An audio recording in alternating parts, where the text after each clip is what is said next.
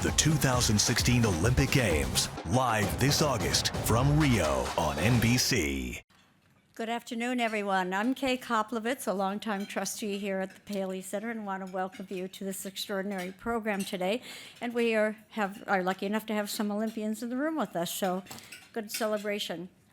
As you know, if you were watching as you came in, there was a clip on with some of the clips from our library here at the Paley from our archives. But you will see today with this introduction that you just saw, the 2016 Summer Olympics are going to be quite different than our previous recordings from earlier Olympics. In fact, this year NBC is preparing to distribute more than 6,000 hours. Yes, 6,000 hours. That's a lot of hours of coverage in 4K to broadcast, cable, digital, and social media platforms. And also, I'm sure many of us will be watching it on our phones. To give you some idea of the first Olympics to be televised into homes, it was in 1948, and there were 60 hours of broadcast coverage in 1948. Our conversation today will dive into why and how today's multiple of that number is something that, well, I don't think any of us could have really envisioned. I certainly didn't envision it when I started sports coverage in the 70s with the major sports on USA Network. Envisioning moving it from weekend sports to every night of the week certainly could not have envisioned what we're going to see today.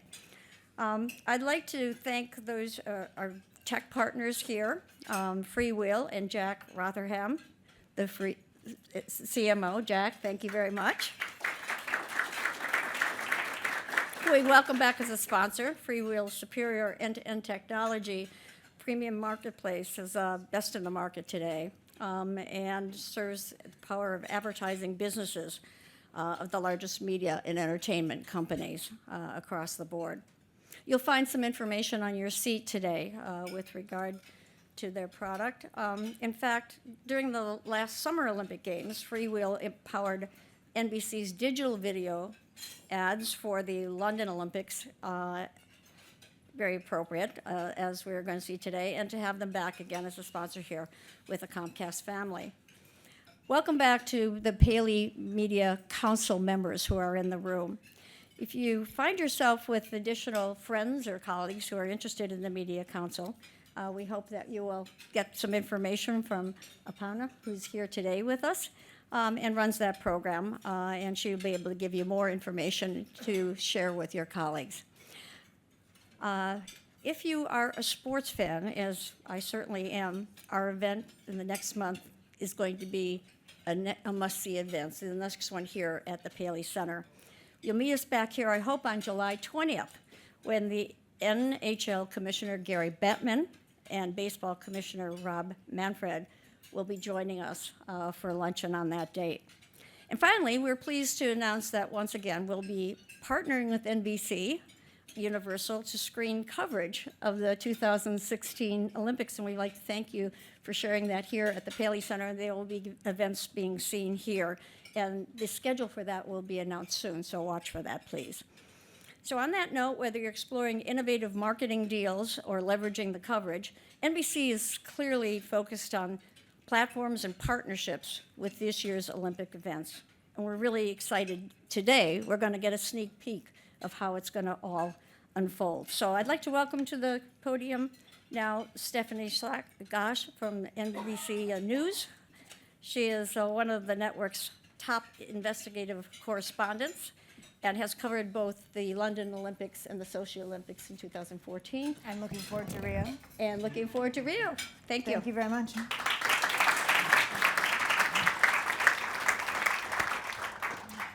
Thank you all for coming today. It's a pleasure to be here, and we have a great panel, and we'll get right in on it, starting with Jim Bell, the executive producer of the NBC Olympics. He has worked every single Olympics since 1992 in Barcelona. He was also the executive producer of the Today Show for 7 years, the voice in my ear that haunts me to this day.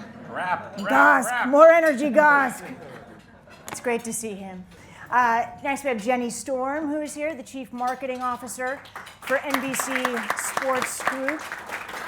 She oversees all marketing, social media, and strategic integrations for NBC Sports Group.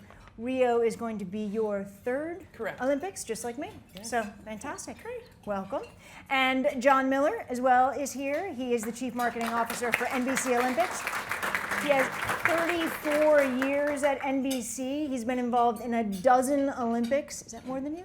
One more. One more. He's got you by one. Wow. And this July, he's going to be honored with the Stuart Scott Lifetime Achievement Award, the Clio Sports ceremony here in New York. So congratulations on that. Let's go back to that number of more than 6,700 hours of broadcasting. I crunched those numbers. If we sat right here today and started watching 24 hours a day, we'd be here about 9 months watching the coverage. I'll stay around. It's really incredible. How do you go about a broadcast venture like that? Well, I'll give you first a little context into what that means vis-a-vis two other really big sports events that you're all familiar with probably. Super Bowl, there's one sport, two teams, about 100 football players in one stadium, and the game's about 4 hours. World Cup's certainly a really big event. Again, you're just talking about one sport, 32 teams this time, a few more athletes, a few more venues, and a few more hours. Here are the numbers for London, just to give it some context of why the Olympics are truly unlike anything else and sort of defy comparison. And when we're able to open that spigot to all these sports, all these athletes, all these countries and teams, it truly puts it in another light, I think, to give it that context. So here's a look at, on prime time is the mothership still, okay? Bob Costas, 8 o'clock to midnight, every night, you're gonna be seeing anchored by a lot of live swimming, diving, track and field, beach volleyball, with some gymnastics as well. And that's going to be pretty basic, okay? It was interesting to hear Kate talk about the Olympic coverage in 1948, whatever it was, 40 hours, is that what it was, 46? 60. In 1996, a whole lot later, it was only 172. It had only gone up that much. That's just 20 years ago in Atlanta. So how do we get to that number? Well, here's one of the reasons. When you see the growth of the audience, there's still this massive appetite. Sydney was really the first Olympics when we put a bunch of stuff on cable and expanded the coverage from hundreds to lots of hundreds, bordering on thousands.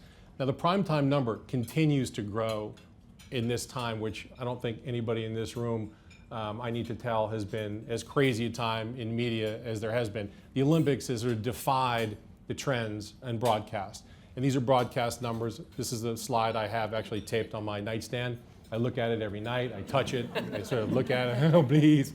But I mean, it's tough to argue against the power of the big event, even in a world where people are looking at different screens and being pulled in a lot of different directions. So back to the Rio coverage, again, primetime will be that, but we also have just massive cable coverage as well. NBCSN, MSNBC, CNBC, Bravo, Telemundo, Spanish language coverage. So that gets us a whole nother level. And then the last piece really that takes it just beyond words is digital, where we can take every frame of Olympic competition and stream it live. So if you're an archery fan, good luck, you got it. Just get in there and you can watch all the archery you want, and it's great. So that is how it's gone from that 40 some odd hours in the 40s to 100 some odd hours even in the 90s to now touching up on nearly 7,000 hours.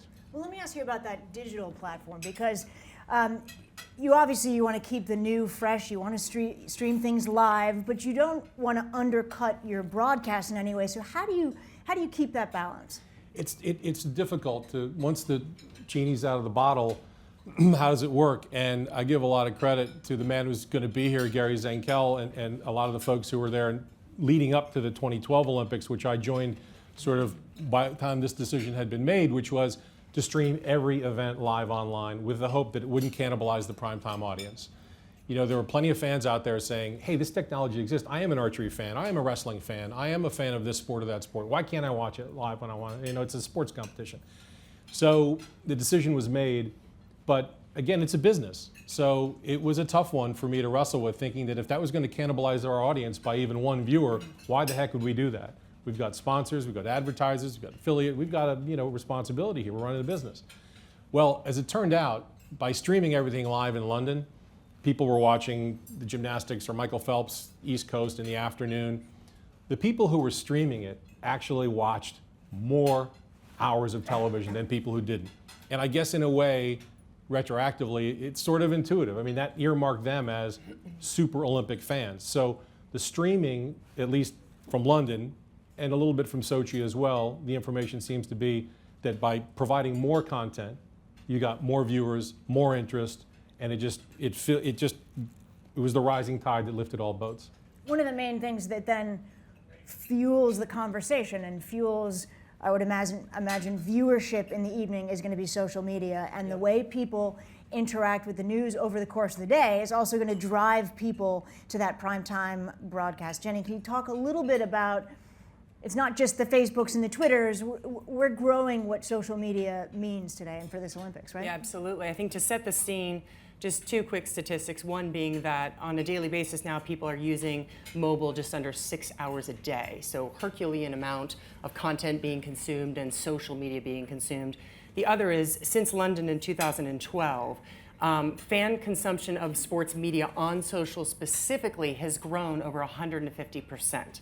So those two kind of statistics help drive a little bit of a thinking going into this. And I'd love to be able to run you through the entire social plan, but it might take longer than the 9 months of even running through and watching all of the hours of the games. So today, thought I'd just bring two quick behind-the-scenes slides, but appreciate that these are at an extraordinarily high level with regard to our strategy and what we're doing. Sort of following up what you were saying, Jim, and talking about strategy, it is this more screens equal to more TV viewing. So we know that if we can create authentic, accessible content, we know that it's going to lift those TV ratings, and it's going to be critical to doing so within the environment of social. So our strategy is multi-tiered, but I would say it fits into a pre-games bucket and then an in-games bucket. And from the pre-game standpoint, we have been doing this for quite some time. We're trying to grow the awareness, we're trying to grow the intent to view, we're trying to get people to August 5th and that opening ceremonies. And we started even back in the end of last year in West Hollywood, where we gathered 100 athletes together combined with Jim's organization, to do a giant content creation session with athletes, which a lot of that we have received of that is for social and being able to get it out. So real drumbeat since the 100 days out, and trying to make sure that we're getting those messages forward, and then taking a look forward toward at the in-games strategy, high-level platform by platform look and approach at what we're doing. And I'll just touch on a few things here. One is, this is the first social native live highlights. So that will be critical to driving on air, which Jim was referring to, and also critical to driving to NBCOlympics.com. We know that those will push heavily both towards those areas. With regard to Facebook Live, think of the one-to-one interaction that we can create on Facebook Live with talent and with behind the scenes with the athletes and production facilities and all the amazing things and operations that Jim and his team are doing. This is a way that we can actually bring people closer to Rio in a real-time manner. And then some other areas, Twitter will be enormous with regard to breaking news updates, as you said, keeping people on top of what we have going on. And then Instagram, Snapchat, enormous platforms for us, and obviously generating a lot of content buzz and hopefully generating, like we said, more screens into more higher television ratings. Just makes your head hurt, but it's great. Right? I mean, it's crazy, all this stuff. And when you think about this, I mean, 1996, it was 170 hours on NBC. That was it. And they were a massively successful Olympics. And now here we are 20 years later. I mean, I would love to send that back to 1996 and just see what people reacted to. It's incredible. We need a few teenagers in here to decipher it all for us. I've covered 3 Olympics, and in the run-up to every Olympics, there's this thing that happens amongst types like myself where we run around and scream the sky is falling and they're unprepared and it's going to be a disaster and we're all going to die. And that happens before every single Olympics, and this one is no exception. This is from our measured friends at the Daily Mail. It's a lovely headline. Just 5 weeks until the Olympics, and this is Rio. Building debris everywhere, an unfinished subway, the smell of sewage in the air, not to mention rampant Zika virus. My question to all 3 of you is, honestly, what are the real challenges? What are the hyperboles? What can people expect? Well, having been down there a bunch, I think a few things. First, at any Olympics, the #1 priority is security at any major event like that. And we feel, given the World Cup experience, the people we talk to down there and work with closely, and our security folks, that's going to be covered. Beyond that, the highly publicized issues of the water safety is something that they thought they were going to be able to fix. They weren't. They have a temporary solution. There have been plenty of test events down there. No one's gotten hurt or sick thus far. So the temporary solution for the sailing venue seems to work fine. As far as Zika is concerned, I mean, I say this, it is obviously a very serious issue. I think it potentially, though, like some other recent medical stories, like maybe Ebola or bird flu, gets a little bit disproportionate amount of attention at times. I mean, there was a few occasions, for example, when I thought that certain parts of the news world were covering, in lead up to Sochi, the reprehensible legislation that was anti-gay that was passed in the lead up to Sochi, and people were very animated about it, and there were a lot of stories about it. And you saw a lot of stories about it in the context because the Olympics are taking place there. You don't see a lot of stories about it there now. I'm wondering if the Olympics weren't taking place in Rio, how many Zika headlines there would be. So I think it's just a matter of context and proportion and balance in the coverage. And for people who, like Savannah Guthrie, who's pregnant, well, no, of course, you don't go. That's kind of a no-brainer. For anyone else, I think, get the information, talk to your doctor. We've tried to be very communicative with the nearly 3,000 people who will be working for NBC down there. And we've had very few people not want to go because of Zika or security concerns or anything else. Well, that leads into the next question, which is about the employees and these massive numbers of people that go down for this huge operation. And dealing with issues like security and Zika, has this been different for you? Not largely different. I guess in the number of things. As you said, in the lead up to every games, there's something. There's terror or traffic or Chechen black widows or lone wolf on the London subway. I remember in Athens people were worked up about a lot of different issues, and they should all be discussed and openly. But I think it's really the number of issues and challenges with specifically Brazil, with the political situation, the economic situation, the pollution. So each one has kind of been another wave of, well, wait a minute, but we really haven't had people say, I don't want to go. And again, as someone who's been there plenty of times, I've had a great experience. I think it's a wonderful city, and you kind of have to root for these people. I mean, it's been a tough go for them. So I'm hopeful that at the end of all this drama and negativity, there's just going to be this great moment when that opening ceremony happens and you see those athletes come in and the world coming together in this moment that even the toughest cynic out there, that's you, Commissioner Bettman, might actually be like, hey, this is awesome. This is going to be great. And say, this is what this is about. And let them show off their culture and that opening and then put on 17 days and nights of fantastic competition. John, you were going to add something. A little historical perspective. Jim is absolutely right that almost every Olympics brings some bad news that miraculously disappears like a magic act as soon as the torch is lit. The other thing I would say about the company, which you questioned about the employees, because I think some 2,000 of our closest friends will come down with us to Rio. The company has been extraordinarily proactive, more than I can ever remember, informing the people who are going down there about safety issues, money issues, health issues, and if they had any problems at all, either answering their questions or allowing them to withdraw and work out of Stanford. So from a company standpoint, I think that we have been well out in front of this, and I feel really very proud of it as a result of that. It's great to hear, and I felt it myself going down to Rio too. You feel that support. If I've had any health questions or security questions, I know exactly who to go to. They've reached out to me first. I didn't have to go find them, which is really important, and it matters as an employee because you know that the people that are looking out for you are actually engaged and reaching out, which is great. John, I want to stick with you for just a moment because you're on a good roll. Back to the programming itself, and NBC Sports has this incredible ability to take these big events and just make them feel enormous, although the Olympics is enormous anyway. Tell me from a marketing perspective how you bring up the other platforms and the other networks that are under this umbrella, and so that they also feel good at that glow. Well, in answer to that question, this is one time when the television network is still the primary vehicle for it. But because we broadcasted on 9 of our own channels and 2 specialty channels, we have a way of sort of cross-pollinating everybody. I thought since I have some slides up, I'd just give everybody a very quick look at what the marketing thing is, because quite honestly, it has grown exponentially just as our coverage has. So let me just run through this very quickly, and we'll maybe save some of the spots. First of all, it's a massive year-long campaign. We started a year out, and we have accelerated, and we will accelerate right on through the minute before the games begin. It utilizes the full company assets, and fortunately with Comcast, we're actually a very, very large company, 18 channels, 50-plus websites, the full power of Comcast. It's an 8-tier campaign, and I will run through this very quickly for the marketers. There may be an interest for anybody else.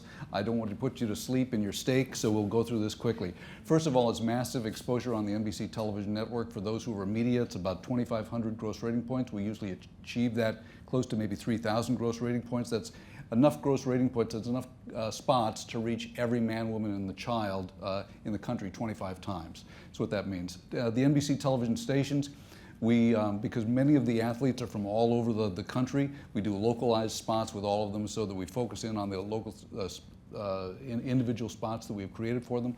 Also, all of the material that we shot at West Hollywood, we give to all the stations so they have it from the local newscasts as well. Distribution partners, and this is all of the MVPDs that carry the rest of the cable channels. They have some time during the game that they sell, and so they have a vested interest in marketing as well, and we actively pursue those. The biggest distribution partner is Comcast, and quite honestly, they are actively involved. Brian Roberts, probably the biggest Olympic fan I have ever seen, and as a result, they are very engaged, and they have multiple platforms that they can engage their viewers. Out of home, and this isn't basically outdoor billboards. This is any place where there's a digital placed screen. So we're in doctor's offices, health clubs, taxi cabs, malls, quick service restaurants, family restaurants, nail salons, you name it, we've got about 15 of them. You walk in elevators, anywhere you walk, there's usually some sort of Olympic content going on right now. Social and digital. Jenny talked about this to a degree. The amount that we are doing is probably by a factor of 10 larger than what we did in London. And you have to remember that in Vancouver, there really wasn't even a tablet. You couldn't watch it then. Now, many of you will be consuming the games when you're not at home on your big screen TV, watching it on your tablets. That didn't even exist in Vancouver to show the growth of media. Digital social will be huge, many different creative tactics. Gold Symphony, this is another part of what I wear with the company, is where we combine all of the assets of the company to focus in on an individual thing. We call that process Symphony. It used to be called Symphony or Synergy, but Steve Burke didn't like that word, so we came up with Symphony as a word to use. But it's somewhat apt because we all play together and hopefully make beautiful music. And for the 3 weeks leading up to the game, it will be the #1 priority for virtually every part of the company. And then finally, a little paid media for anybody we might have missed. So that's pretty much it in a nutshell. And if you'd like, I can roll a couple of spots and just sort of talk through those. Roll them out. Okay. That's a great idea. So what we try to do creatively is there are some unique themes, and I just want to give you a little bit of a sense of why the Olympics is different than any other sporting event. And one of the reasons why streaming it doesn't hurt the primetime coverage. Because the Olympics, there are two sporting events that skew female. One is the Kentucky Derby, largely related to fashion and hats. The other one is the Olympics, because it is less of a sporting event. It is actually more of a reality show miniseries tied into one. It is more about the journey, less about the result. So people can see the result, but they want to see how it happened. So we try to play up those themes. And so that some of the themes we play is the idea of a world comes together, which Jim referred to, and it is absolutely true. What really drives the Olympics are the stories, and there are so many great ones. Just over the weekend, watching Simone Biles compete and having commentators be left completely speechless. Nastia Liukin actually said, I have no words to describe what she just did. She's so dominant, and she's just one tiny bit of the picture, right, Jim? She's pretty amazing. We talked about Gabby Douglas earlier, but Simone Biles is right now on the cusp of being not just the greatest gymnast in Rio, but the greatest gymnast ever. Three-time world champ. I mean, she's incredible. A couple of other stories to watch. Okay, there's Simone. There's Katie Ledecky, who is going to just light it up in the pool. Ashton Eaton, the decathlete. Gwen Jorgensen, triathlete. David Badaya looking to come back. On the platform, diving, which has just become a really popular sport for us. Team sports, always fun to get behind. Coach K is back. The women's team is looking for its 6th straight gold medal.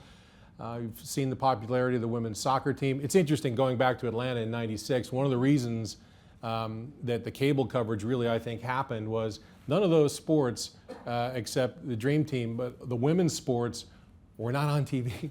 I mean, it's incredible to think of. This isn't like 1956, this is 1996. And they were getting relegated to 30-second highlights in prime time. And there were girls all over the country wanting to see Mia Hamm. And, you know, it was Bob Costas saying, oh, and earlier today, and here's a goal, and let's get back to the track and field. So that was a big, these team sports were a big reason to help drive, especially the women's teams, that coverage. One of the great things is when you get to the Olympics, you know some of these people we've talked about, maybe some, maybe not others. But most of them you don't know, and most of them are competing in sports that you usually don't follow. So one of our big purposes is to that narrative, which I was talking about. It's that story. It's not a sports event as much as a human event. And so we try to find athletes who have reasonable chance to do well during the Olympics and have interesting backstories. Are we opening up for Q&A now? Questions? Yeah? Yeah? Let's do it. Anyone have some Who will questions break for the them? ice? Media gathering. You mentioned, John, the journey, not the results. And that, I believe, was forged in the 90s, basically. First one being 88, which was kind of a news event almost. And then, Right. And then changing dramatically in 92 and 96, especially in Atlanta, to be much more focused, as you're saying. When you look at something like Rio, are you looking at essentially that template, or do you adapt it somewhat because of where you are, because of uniqueness of this country? Well, let me answer it briefly, and then let me throw it to Jim, because it's really more his editorial that will take it there. But I will say that Seoul, which was my first in marketing, and then my second being Barcelona, the key thing that was different between those two was Dick Ebersol. And Dick Ebersol basically took over the sports group, and his first Olympics was in Barcelona in '92. And he was learned from Rune Arledge and the storytelling that ABC had done very effectively in the 60s and 70s. And quite honestly, once that came in, it was really all about the story. It was no longer covered as a news event or a sports event for that event. It was clearly sports, but it was about the humanity, the storytelling, the unique characteristics of the game, the struggle, the triumph, and all the things that went with it that made that. And so Dick really much shaped that, and I would say that a protege of Dick's is now Jim Bell, and let me throw it over to him. Yes, what he said. No, it's true. We don't see it necessarily as a sports event where you're sitting there just covering how many first downs or what's, facts and figures. It's really the story, the emotional story of these athletes who give up so much, who toil in anonymity for so long, and that's really what's made it become this massive event. But do you tweak it at all? All the time. I mean, I'm not sure what you mean, but yeah, we're constantly making decisions based on which sports are happening, which athletes. You know, we being live here is wonderful because it allows us to pivot a lot and quickly sort of determine if there's some story breaking that we really like. We can put it over there, put it over here, and we have a wonderful programmer, Peter Diamond, a veteran of many, many, many Olympics, maybe more than me and John put together, I'm not sure. And he sort of arrays this across all these platforms and allows us to suddenly, if we need to, decide to tweak something or move a sport here or tell a story in a different way. And, you know, storytelling comes in a lot of different ways as well. It's not just simply a lavishly produced, polished 3.5-minute tape piece. It can be a cutaway to the stands right before the start of a race to a parent. And, you know, parents who have kids who compete in sports, you know, they connect to that. Just those kinds of little touches or more cinematic ones really drive the storytelling approach. Is there a part of your 7 years at the Today Show that brings a lot of that sensibility to what you're talking about? Yeah, I think so. I think that's fair to say, and it was really aligns up nicely with the Olympics. I think those two great institutions, the Olympics coverage and NBC and the Today Show, have a lot in common in terms of storytelling and just forging that connection with the viewer's heart in a way that is not just simply about who won and who lost. Yes, Kate. Yeah, I have a question with regard to the integration of advertising and content. And I noticed in the marketing piece where you had video, you had native video in one of the. I'm wondering if there's a change in terms of, obviously, advertisers pay a great deal of money to be advertisers for the be sponsors of the Olympics, to be official sponsors. Is there going to be a change in terms of crossover between editorial and marketing content from the advertisers and from the past, which has been clearly their simple statement? Now we have a lot of native advertising out there. So I'm kind of curious as to how that's working with editorial. Well, I mean, I can start, and Jenny, I'm sure you probably have a thought on this, but you know, the way it works in our world is, I mean, primetime being the mothership still generates upwards of something like 70% of the revenue for the Olympics. So all these other platforms are fantastic and wonderful and have lots of promise and help drive interest and expand the reach and grow Olympic fans every day. And so primetime becomes a place where people are looking for advertisers, something more, an enhancement or something, you know, as basic as a McDonald's medal count or something perhaps a little bit more involved. And yeah, I mean, we've got to be flexible and we can't treat it like it's 1988 and we can only do these couple of things and only go this certain way, and be a little bit more willing on the editorial side. And you know, that was something to harken back to the Today Show. I mean, you know, that's a news program. And I was there when we launched the 4th hour and put Kathy Lee and Hoda together, and advertisers were saying, well, maybe there's a little flexibility there. And it's like, yeah, I think we, within reason, can do a little bit more with Kathy Lee and Hoda because it's news-ish program, wine-ish program. So, you know, the great Don Hewitt at 60 Minutes said something that, you know, I think comes in handy from time to time. You can really kind of do anything you want. You just have to tell people about it. Just be honest with the audience. That's your first constituent. Beyond everyone else is the audience. So I think those lines are shifting and blurring a little bit, but that's okay. Like, it's cool. The one thing I would say in Jim's team is very creative, and they deal with advertisers way out ahead. And so there are times when you do have to combine some of the advertiser message with some of the Olympic content, but it's always done with the eye towards the viewer and what's tasteful, and you really won't find anything that I think is offensive in there at all. It won't be slapped on, and they have real barometers going, and if they think it's going to either hurt the product or be rejected by the consumer, it isn't done. And so the creative way that these things get executed is really very key to making it work. You know, pets is a good example. Maybe mention the pets one. Well, the Secret Life of Pets is one of the things that we're doing just from a marketing standpoint, and this goes back to Symphony to a degree, is we had many of our athletes talk about their pets. And so long as we at least had two of the athletes and we were also marketing the Olympics, we could combine a spot that included promotion of the pets and promotion of the Olympics in one. You may see it sort of go on right now. That is an example of, we're basically selling one of our own movies and we're selling the Olympics, but it works seamlessly because it creatively has worked together. And quite honestly, that is an example of a promo, but I would say that the integrations that happen during the course of the games are perhaps even more delicate and handled with very great care. And another shift, obviously, with advertisers since even 2 and 4 years ago is our ability to amplify their message through social. Right. We have such a megaphone through social. I mean, for those that saw it, the Simone Biles floor exercise that we posted last Friday on Facebook reached over 30 million people and is still growing. So to generate that type of reach and to also go out and develop custom content for the advertisers is really critical, and then be able to reach it through the social platforms and help them identify, especially reaching the younger audiences, has been a successful platform for us.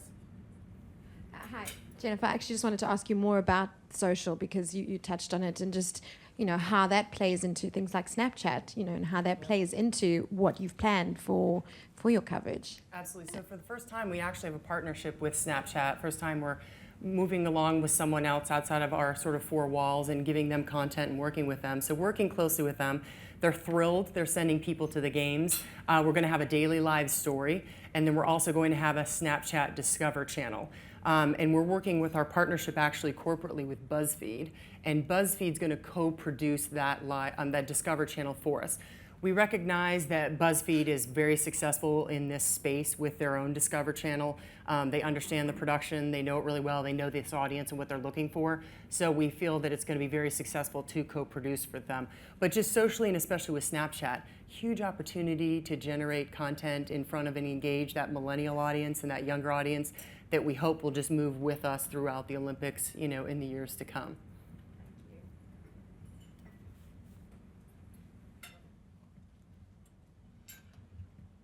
I am Marcos Ribeiro from Grupo Prisa, and we're also broadcasting through radio and covering for El País, Le Monde, and AS. And I want to congratulate for the work that you're doing, and to be here at Paley Center. I'm part of the Board of Trustees. I would like to understand a little bit the difference of the audience, the American audience and the Latino audience that you're focusing and you're targeting, and how you're establishing the necessities for each of the different communities. You want to take this one? Sure, John. Okay. Yeah. Well, because we have Telemundo and we have NBC Universo, which is a Hispanic cable channel, they to a large degree are making many of the decisions about what is important to the American Hispanic audience. From a marketing perspective, we have used the few, there are not that many as you might think, but the few Spanish-speaking Olympians and several of the type of spots that you saw here with those sort of face-to-face personality approaches, they have done themselves. Some we have made for them, some that they have created themselves. From an editorial standpoint, they know a few things that are more important, so that soccer has a little bit greater importance, and sometimes not the American team, it's usually the men, and oftentimes it's a Central American team. So they are making a number of their own decisions about what works, but quite honestly, we think that that's appropriate, but it's very much done in a team manner, but they are reaching out to their audience with that voice. Which just seems to make sense, and quite honestly, we're sort of blessed to have Telemundo and NBC Universo in our NBC Universal family to be able to serve that audience as well as we do. I think she was first. Go ahead. Hi, I'm a huge fan of the Olympics. I actually got to participate in the '84 opening and closing ceremonies as a sign carrier in the different countries. Can you touch a little bit on the technology vendors and the type of technology you're using behind all the streaming to ensure that, you know, the live streaming events are, you know, low latency and is secure and it doesn't fall down with so many people using it all at the same time? I mean, it's a huge Latency, accomplishment tech Alert. behind all of that. I know Comcast has a lot of assets, but is it just working within your own world No. of technology? Are you partnering with other people outside? Maybe you can just talk a little bit about sort of all of the mechanics going up behind the live streaming portion of the business. Well, I can't talk about all the mechanics because I don't know all the mechanics. I just know that they happen and it's awesome. It's kind of like I go home and turn on my TV. I don't know how it works. It just does. And it's the same thing at the Olympics. And we have, in addition to a lot of experience on the stage, our operations and engineering teams go back, multiple, many Olympics. But maybe more interestingly to your question is that we work very closely with the IOC's broadcasting wing, OBS, Olympic Broadcasting Services. We don't really do anything without going through OBS, whether it's dealing with credentials, hotels, transportation, where we're going to put our announce position. They overlay the entire games with their coverage. Okay, that's the world feed, that's OBS. On top of that, certain rights-holding broadcasters, like NBC, overlay our own unilateral coverage at certain events. And obviously big events like swimming, gymnastics, track and field, and a couple of others, we pretty much do our own coverage. Then there are many other events where we essentially are just taking the world feed and putting our announcers on it. Then, in addition to that, there is the live stream, which is largely run and driven by OBS, though we are involved through our Eric Black in a lot of the Playmaker Media. Playmaker Media and the technology that makes it all work. One of the things that the advantage of the Olympics is that it is so massive, it requires you to sort of set up your own different infrastructure. And because we have streamed this now, we started it as early as Vancouver, although quite honestly at that point you could really only get it on your desktop at that point, maybe some laptop. But it has progressed each time to the point where we have an in-house group that has gotten so good at this that we now sell our services to outside clients. The Olympics has actually created a business for NBC Sports called Playmaker that now we are the experts in that field. And so will there be some latency? Because Rick Cordella, who heads this up, I've asked him, well, how will you do it? Because sometimes there's 32 concurrent streams going on at the same time. But he says, well, quite honestly, the internet was not necessarily set up for perfect video, so individual results may vary. But I would have higher confidence in our team putting this on than virtually any third party around. And it keeps getting better. I mean, we got a lot of grief initially at the outset of London with, snarky NBC fail stuff about some of the streaming. And I think, frankly, a lot of it had to do with simply people getting comfortable with authentication, which really that was kind of the outset of that. And now with Hulu and Netflix, people have just gotten much more comfortable with it to the point where even by the time we got to Sochi, we got virtually no complaints about the streams. So I think the technology is growing, people are getting more comfortable with it, and it should only get better. Yeah. Hi. I was just wondering if the coverage you just mentioned and the marketing strategy includes the Paralympics as well. No, we do Paralympics coverage about 60 hours, I believe, of total coverage. I think across, on NBC Sports and on NBCSN, and that's a couple of weeks after the games. And this is, I think, our third or so. And we've increased hours each time. Jim, you touched on this before, talking about the time zone and how important that is. Can you elaborate a little bit? Does it have a big impact these days? If you're talking about streaming and all these other things. We hope so. I mean, we hope that people will still want to gather around the TV and watch the Olympics, who say, as God intended, on television, on that big screen. Oh God, it's actually Ellen Wurtzel who says that, I think. I'm not sure. Yes, Yeah. So we think that's a real appeal to us, to advertisers, to say, hey, this is the kind of thing where you're going to want to be sitting around. I mean, if you take the snapshot, I mean, everybody here knows of a household these days, the kid's in the room on the Snapchat and the dad's watching the game, or someone's on Facebook and everybody's got a different room, different screen. This is not just unifying in terms of the country, but hopefully in terms of households and families and watching and enjoying the Olympics together. And that live piece of it, I think, helps drive that to some degree, because it's a breaking event. It's happening right now. My God, Michael Phelps is in the pool. We have to watch this. Great. I think we have time for one more question. Yep. Okay, sorry.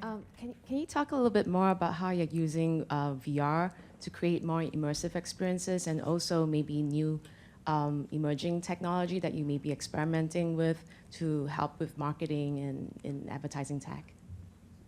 There's a little VR that's going to happen. There is some VR that's going to happen. We think it's cool. I mean, the Olympics do provide this sort of biannual point for people to go, what's the next cool thing out there? And VR is pretty cool. I'm not quite sure how it's going to play out. I'll be fascinated to see how it does, like in an opening ceremony. What's it going to be like? What's it going to feel like? How is that technology? Is it better live, or is it better as a curated experience after the fact? And then there's going to be lots of 4K, and who knows? There's 8Ks coming, and then 52K. It's all coming. And now, Rio will have lots of pretty interesting new cameras and angles and new sets. We're going to be on Copacabana Beach for the first time really going outside of the broadcast center. So there'll be some pretty cool new twists. Terrific. I think we can get one more, yeah. I think we got this Yeah. guy. One more. Jenny, I had a question as far as social. With broadcast, I mean, you're sending the signal out. If the consumer doesn't like what's going on, all they do is throw something at their TV. With social, if they don't like something going on, it has a feedback loop. Yes. So how do you have mechanisms in place? Like, how do you handle that? Absolutely. I mean, Jim referenced one in London when we were getting sort of hashtag NBC fail to figure it out. So we have a feedback loop for multiple purposes. One is, should something be going on wrong with a stream or a feed or something like that, social is actually the best place to respond or to recognize and then respond, and either direct people, educate them, or get to the production people or whoever we need to with the message. And then obviously there are other pieces and parts, whether they're environmental, that we will work on / with the communications folks or others that might come up. But it has to be constant because that's what social is about. It's about engagement, and we want to keep them engaged. And so to the extent to which we can, we will make sure they're part of the conversation, that we recognize that they are, and engage back with them. Kill them with kindness. Yeah. Yes. One thing about it, it tends to dominate the conversation. During London, about 90% of the conversation during prime time was about the London Olympics. So it is a continuous sort of virtuous loop, and people have their opinions about what they like and what they don't. Fortunately, by the end, even though the people who were very noisy about the NBC fail, significantly positive results. I think you might, do you recall what the percentage was of the people that ultimately were positive by the end of it, Greg? It was in the 90 range. Again. Of it, and no discernible impact on ratings as far as all of that. Right. So it's, the people who complained with a loud voice, but many others really liked it, and it really helps our coverage as well. Great. I think on that note, we're wrapped up. Thank you, everyone, for being here. Thank you, John, Jenny, and Jim.